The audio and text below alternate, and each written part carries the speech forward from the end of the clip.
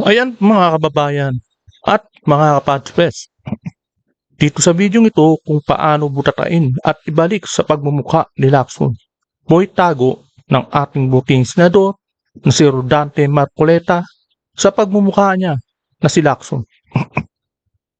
Kaya walang iba, yung tinuran niya na pinagsasabi ni Lacson sa mainstream media. Ikaw kasi Lacson, hindi marunong lumaban ng patas at traitor pa, di ba? Palibasa, hindi marunong makipagdebate. At palibasa, hindi marunong sa mga batas. Kumbaga, ipinagmamalaki mo lang na veterano ka sa Senado. Pero, ang talagang tingin sa'yo ng taong bayan ngayon ay veterano ka dahil, kumbaga, may bahid. Kumbaga ganun. Veteranong may bahid ng korupsyon. Yan ang totoo. Diba? Yung mga report mo is may bahid na bias. Kumbaga, hindi pa tapos. Pero ang tinutukoy rito, nasa na? Asa na papunta ang report ninyo? Hindi pa papunta sa mastermind? Di ba may pinagtatakpan? Yan po ang maliwanag, di ba? Palibasa, hindi marunong makipagdebate at idepensa ang sarili. Di ba? Puro mainstream media na lang ang sinasandalan na puro alang kwenta. Yan po ang talagang nangyayari ngayon sa kanya. Ito po, no, hindi po ito simpleng pagbababang yan ang ginagawa nila rito. Dumidepensa sa mali si Lacson. Tandaan po natin yan. May pinagtatakpan po si Lacson. Yung mga mastermind hindi na ho natukoy hindi po natukoy diyan sa Blue Ribbon report niya. Tapos si Senador Marcoleta ay hindi po natitinag at hindi tumitigil dahil sa pinaggagawang pangloloko ni Senador Lacson. Yan po ang totoo. Hindi po simpleng bangayan to. Dahil pera ng bayan ang nawawala dito. Napilit naman pinaglalaban sa totoo lang ni Senador Rodante Marcoleta. Yan po ang totoo. Kaya yan po, no, bago pong lahat ay welcome po muna sa aking channel. Ito at muling nagbabalik ang inyong lingkod, Pads Press TV. Kaya ito po, panoorin po natin ang buong video sa privilege speech ni Senador Marcoleta dyan sa Senado sa plenaryo. Let's go, panoorin po natin. Ang pagdinig ng Blue Ribbon Committee patungkol sa flood control anomalies. Ngunit, Ginoong Pangulo, ang isa pong mabigat na tanong ngayon ay hindi lamang kung anong laman nito, kung hindi paano ito iniharap sa sambayanan. 9 months from the initial hearing, 5 months from the time we released the so-called minority report, and 2 months from the time I delivered my privileged speech regarding the delays in this flood control investigation, better late than never, ika nga.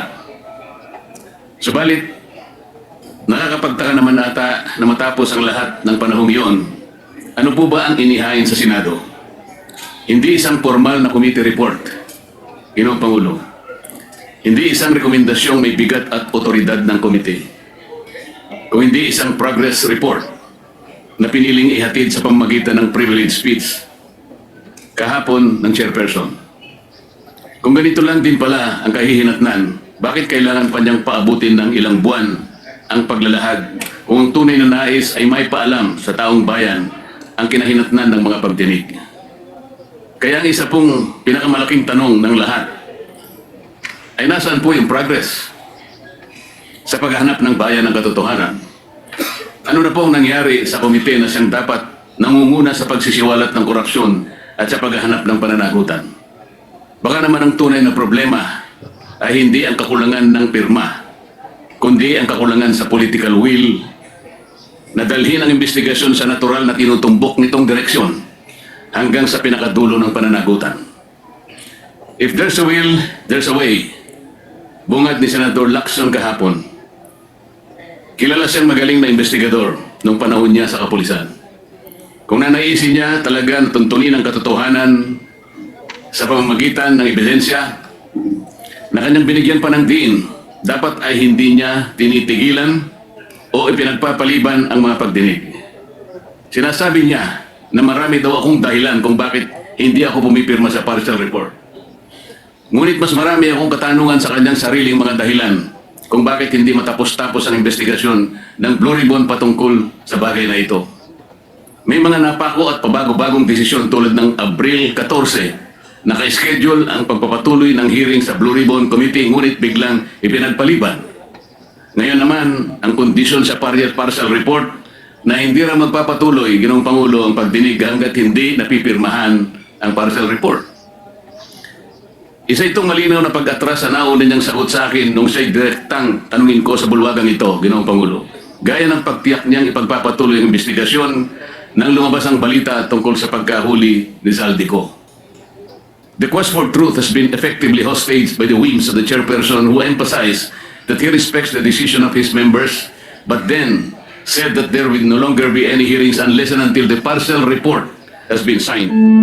He also said that he wants a healthy discussion, yet won't accept any interpellations. Ano po ba talaga, kuya?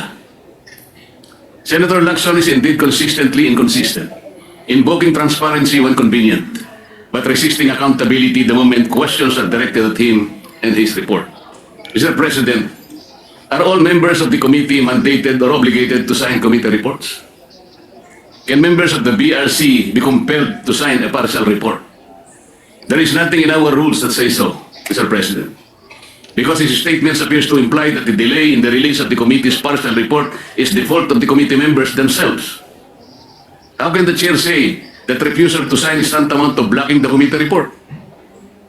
Isn't it the minority who submitted the so-called minority report to awaken the committee chair in submitting the report that was long overdue? Siya ay iniluklok ng taong bayan sa posisyon dahil sa tiwala nila sa isang tinaguriang independent fiscalizer ng Senado. Kumisan nga, Ginoong Pangulo ay na-associate siya bilang corruption czar, moral crusader, Mr. Clean, Mr. Righteous, Holy Willie, Grabbuster. Ngunit imbis na gampanan ang kanyang tungkulin sa mamamayan, gumagawa pa siya ng isang imposibleng kondisyon, ang pagpirma sa partial committee report para lamang hindi ituloy ang pagdinig. Moreover, Senator Lacson is again spreading this false narrative na kapag hindi ka pumirma, hindi mo sinusuportahan ang pagtataguyod ng accountability laban sa korupsyon. Let's correct this false narrative, Mr. President. Hindi minamandato ng tuntunin ng Senado ng lahat ng miyembro ng komite na pumirma sa bawat report na nilalabas ng komite. At Tama yun. sumasang-ayon ka kaya ka pumirma. So let this be a clarification to the false narrative being peddled by the chairperson. I haven't signed the report not because I don't advocate for accountability, but because the report itself is incomplete and thus could be biased, Mr. President. Ang hirap kasi kay Lacson, gumagawa siya ng sarili niyang hakbang na talaga namang akala mo susunod-sunuran sa kanya yung mga kasama niya dyan. Hindi porket veterano ka susundin ka na ng mga kasamahan mo nga bago dyan sa mga baguhan dyan na mga senador. O kaya mga kasama mong mga datihan na. Di ba? Hindi porket majority ka dyan, pwede ka na sundin ng minority. Kaya po ang kabalastugan na talagang hindi katanggap-tanggap na ginagawa ni Senador Lacson. To press the committee members into signing a document they are not fully convinced risks compromising both the integrity of the process and the credibility of the committee. Anong kasiguraduhan ng mga miyembro ng komite na ang kanilang pagpirma sa partial committee report ay hindi gagamitin para tuldukan ng mga pagdinig at iwasan na ang paggawa ng matagal na inaantay ng taong bayan na final report?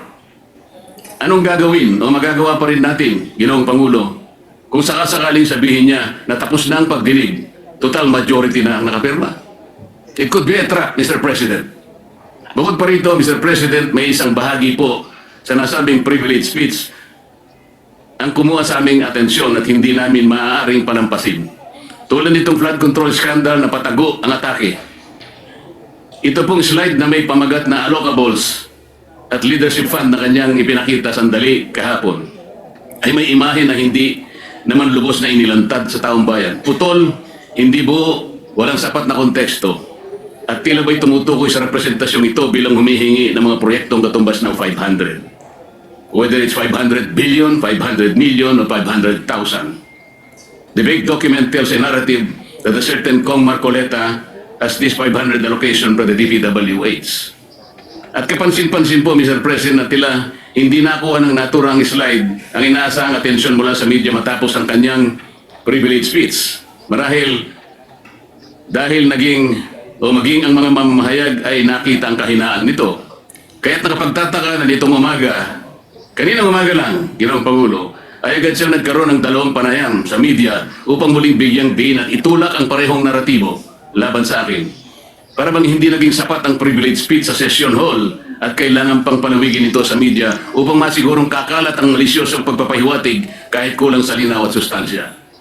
Meron pa siyang ikinuwento na noong ako ay kongresista pa at parte ng Commission on Appointments bilang chairperson ng Committee on Public Works and Highways, ako rin nanghingi ng halagang 1.5 billion na mga proyekto kapalit ng pag-confirm sa appointment ni Secretary Bonoan. Ngunit 500 million lamang daw umano ang naibigay. At sinabi pa raw sa kanya ng ibang kongresista na nabukulan sila at walang nakarating sa kanila ng mga proyekto. Nang siya'y tanungin kung may dokumento ba na susuporta rito, hindi niya sinagot ng direkta at bagos ay sinabi na lamang na kailangan suriin kung mayroong mga substandard at ghost projects sa mga pinagbigyan mula sa aking mga inendorso. Kung ang pag-endorso ng mga proyekto sa DPWH ay basihan ni Senator Lacson ng pagpapaimbestiga sa akin, hindi ba't halos dapat ng mga senador ay imbestigahan na rin? Ayon mismo kay Senator Lacson noong nakaraang taon, Setyembre yata yun, Ginoong Pangulo, halos lahat daw ng mga senador noong 19 Congress ay nag-insert ng allocation projects ng 2025 national budget na nagkakahalaga ng kumulang 100 bilyong piso bawat individual.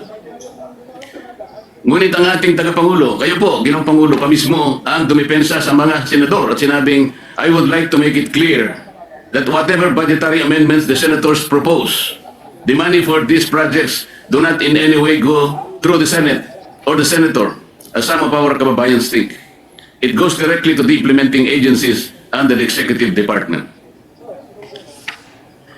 Sa dinami-dami ng mga pangalang nakaladlad sa kontrobersyang ito, ang ilan pa ay tila maingat na iniiwasan ng ating chairman at hindi man lamang nabanggit ng direkta kahit paulit-ulit nang iniuugnay ng mga naglutangang testigo at ilang beses nang naidawit ang mga sinumpaang salaysay, sa mga sinumpaang salaysay. Talaga namang pilit na isinasama ako sa kanyang naratibo. Masyadong halata naman ito, Ginoong Pangulo. Ako na ngayon ang pinagtutuunan niya ng pansin. Dahil ba sa ako lamang ang nagsasabi sa kanya na gawin niya dapat ang trabaho niya, Mr. President? Kung talagang hangarin ng chairman ay katotohanan na transparency, bakit tila naging targeted ang kanyang patama sa pumupuna sa kanya? Bakit hindi siya manindigan o bakit hindi niya matindigan na mismong ombudsman na nga ang nagsabi ng kanilang kakasuhan, si Speaker Martin Romualdez?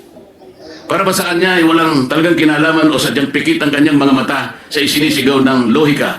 Sadya ata talagang nagbago na ang ating kasama. Meron lang talagang pinagtatakpan. Ganyan po yan. Kumbaga, mahirap na trabaho yan, yung ginagawa ni Lacson. Ang magtakip ng mga kasinungalingan. Talagang kailangan makapal ang mukha mo para masikmura mo na mali na ang ginagawa ng pinagtatakpan mo Kailangan talaga malakas ang sikmura mo at makapal ang mukha mo. Nasaan na ang tapang ng dating Chief PNP na habulin ang mga nagkasala sa bayan? Wala na. Kung itong issue nga na patungkol sa paglimas ng ating national budget ay kanyang iniiwasan at ipinagpapaliban ng matagal, ngayon gusto niyang puntahan ang umunoy breakdown ng mga proyekto para malaman kung may mga ghost projects sa mga ito. Para lamang ito upang maipilit ang kanyang naratibo laban sa akin, Ginoong Pangulo. Hindi na po ito paghahanap ng katotohanan. Ito ay pagpapalutang ng duda sa pamagitan ng isang palabas. Hindi na rin po bago sa akin itong ganitong pailalim na pag-atake, Ginoong Pangulo. Nakita na natin ito nang siya ay sadyang nagpakalat ng isang splice o pinagtagpi-tagping video ng aking mga pahayag upang baluktutin ang tunay kong sinabi at linlangin ang publiko tungkol sa aking posisyon. Noon pa man malinaw nang may pagtatangkang sirain hindi lamang ang aking pangalan kung hindi pati ang aking kredibilidad bilang lingkod bayan. At ngayon, tila inuulit na naman ang parehong taktika mula sa isang manipulated video noon hanggang sa mga pahapyaw na slide na naglalaman ng hindi kumpletong dokumentong ipinakita niya kahapon. Maliwanag, 'di ba, sa taong bayan na nasa likod ni Senador Lacson ang mga malalaking taong oligarch sa totoo lang. Pareho ang pamamaraan. Nagtatanim ng duda, magpapakalat ng kasinungalingan, at lilikha ng maling impresyon laban sa akin sa halip na harapin ang tunay na isyu.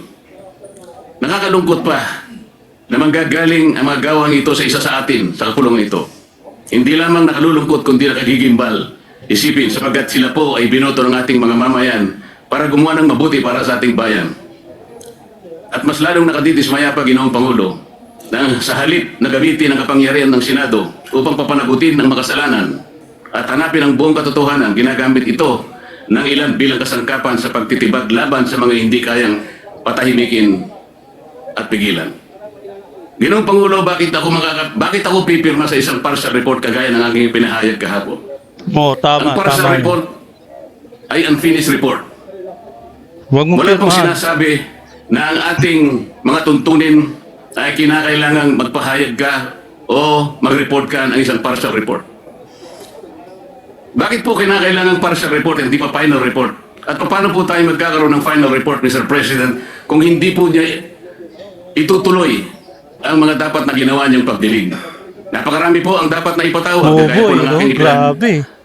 ipinag-privilege ng Grabe mga ka, nakaraan, Mr. Lacson, President. Ngunit ayaw niya talagang tawagin ang mga taong ito. Tila baga, meron siyang pinagtatakpan talaga. Taong bayan na po naghihintay, Mr. President. Meron. Hindi ba ang taong bayan ang pinagsisilbihan dati? Meron pa po bang tinitingnan siyang mas mataas sa taong bayan, Mr. President? Palagi niyang sinasabi, hindi ko raw po naiintindihan ang interparliamentary courtesy. Mabigat na paratang, Mr. President. Sinabi ko nga po kahapon ang interparliamentary courtesy ay kinapapalooban ng dalawang kapulungan, ang Kongreso at saka ang Senado. Pagkagalangan sa bawat chamber. Ngunit bakit po itinatanghal niyan ay galang natin ang kabilang chamber, ngunit tayo mismo dito sa ating sariling bulwagan ay hindi ko nakikita ang tunay na paggagalangan. Alin ba mas importante? Ginoong Pangulo, kailangan ba nating munang igalang ang ating kapitbahay? Pero hindi natin igagalang mismo ang miyembro ng sarili nating pamilya. Dito susukatin kung sino po ang merong dalawang standards. Nasabi ko po kahapon, bakit hindi ko babaliwalay ng konsepto ng interparliamentary courtesy kung yung pong mga taong binabanggit sa napakaraming mga testimonya ng tinawag nating mga witnesses at mga resource persons ay tumutukoy sa mga taong ito. Gagamitin pa natin yun samantalang sinabi nga natin nilimas na nga ang pera ng bayan. Gagamitin mong pagtatakip dahil sa paggalang sa interparliamentary courtesy. Hindi ba sa unang-una pa lang sila nang hindi gumalang sa mga taong bayan na pinaglilingkuran natin? At sa kanya pong interview kanina umaga, nabanggit niya, ako po'y wala na raw sa hulog. Hindi ko raw po maintindihan na tumayo siya rito at sinabi niya na ayaw muna niyang sumagot. He cannot yield to the floor until and unless the partial report has been signed by the majority. Madali pong intindihin yun, Ginoong Pangulo. Ayaw niya talagang ituloy ang pagdinig sapagkat gagawin niyang kondisyon na kinakailangan muna na mapirmahan ang partial report. Saan ka naman nakakita ng ganong klaseng pangangatwiran? Ang sabi ko po, ngayon ko lang nakita ang very highly unusual na patakaran para sa kanya. Sabi ko nga po, kung sinabi niya mismo, ayaw ko magpa-interpolate kahit kanino, lalong-lalo na kay Senator Marcoleta. Diretsahan, Mr. President, tatanggapin ko yun. Ayaw niya bakit ko siya pipilitin? Ngunit kung gagawin niyang dahilan, kaya ayaw niya magpa-interpolate sapagkat gagawin niyang kondisyon na kailangan mapirmahan muna ang partial report, ino-hostage niya ang taong bayan, Mr. Speaker. Yun po ang hindi ko kayang tanggapin. Ano ito, takutan? Kaya niya ginawa yun? Kaya pala, Mr. President, kaya pala siya nag-privilege speech. Hindi dahil sa meron siyang gustong sabihin, para ipakita niya yung kapirasong sulat na yon. May nakalagay, Kong Marcoleta, 500. Yun po yung gusto niya palabasin. Kaya ganito na po tayo ngayon. Ginong Kaya Pangulo. bulok eh. Bakit ko pipirmahan yung partial report? Kala mo Isa po sa hindi ko Lacson, ha? matanggap-tanggap to sa partial report Grabe. ay yung isa sa kanyang mga rekomendasyon tungkol sa sino ang mga taong dapat na ipaghabla. Tingnan po ninyo, Ginoong Pangulo, doon sa kategoryang public officials categorized under recommendations for preliminary investigation, ang dami pong legislators doon. Pinangungunahan na po ni Saldico at marami pa pong iba. Sa mga intermediaries po, Mr. President, binanggit niya si Undersecretary Traigib Olaybar. Binanggit niya yung Maynard Ngu. Hindi ko po alam kung sino yung Carlin Villayap, J.Y. De La Rosa, Mrs. Patron, Lawrence Cruz, John Paul Estrada, Mark Texay, alias Peng. Pero wala po yung Yusek Adrian Bersamin na siya mismo ang naghayag sa plenaryo nung nagkakaroon po ng plenary debates na po sa ating budget. Siya ang naghayag mismo sa pangalan ni Yusek Bersamin at ayon sa kanya, niname drop niya ang pangalan ng Pangulo. Sinabi rin po ni Saldico, yung 30 Tamarind Street na kung saan isang billion ang nai-deliver ni Saldico. At ang tumanggap po noon ay si Yusek Jojo Cadiz. Napakabigat na akusasyon. Ginoong Pangulo. Hindi pinatawag eh, di ba? Wala man lang po rito sa dapat na banggitin na intermediaries. Dapat Nasaan pinapatawag po yung mga nabanggit. ang pangalan ni former Speaker Martin Romualdez? Nilagay po niya doon sa classification ng public officials categorized under fact-finding investigation. Ang laki po ng diferensya ng fact-finding investigation sa preliminary investigation. Bakit po yung tinuturo mismo na mastermind, yung pa po yung nasa, wala po sa preliminary investigation, nasa fact-finding lang. Oh, Tingnan po grabe ninyo yung partial yung report. Oh. mga lumabas sa mga dyaryo, sa mga periodiko, Ginoong Pangulo. Billionaire News Channel dated May 5, 2026. Ombudsman, Romualdez umanong tinuturing mastermind sa controversial na flood control scandal. Politico.com dated May 5, 2026. With 56 billion in supposed kickbacks, Ombudsman tags Martin Romualdez as mastermind of flood control scam. Abante dated May 5, 2026. Ombudsman, Romualdez co. mastermind ng 56 billion flood control kickbacks. Abogado.com.ph dated May 5, 2026. Ombudsman panel tags Romualdez and co. as masterminds. Grabe. Dito pa lang po eh. Sablay na yung report eh. Sablay Nandun na. lang siya sa fact-finding, samantalang ang ombudsman, tinag na po siya, isa sa mastermind. Saan po papunta ang report? Ginoong Pangulo. Ginoong Pangulo, ang Senado ay hindi dapat maging entablado para sa mga intrigero na alam naman natin kung ano ang totoong motibo. Maraming salamat po, Ginoong Pangulo. Joe De Leon. Mr. President, I move that we refer the privilege speech of Senator Marcoleta to the Committee on Rules. Any objection? Hearing none, motion is approved. Yes, Mr. President. Ayan po, excuse me. Napanood po natin ang buong video na kung saan talagang malawakang panlilinlang na naman ang ginagawa ni Senador Lacson.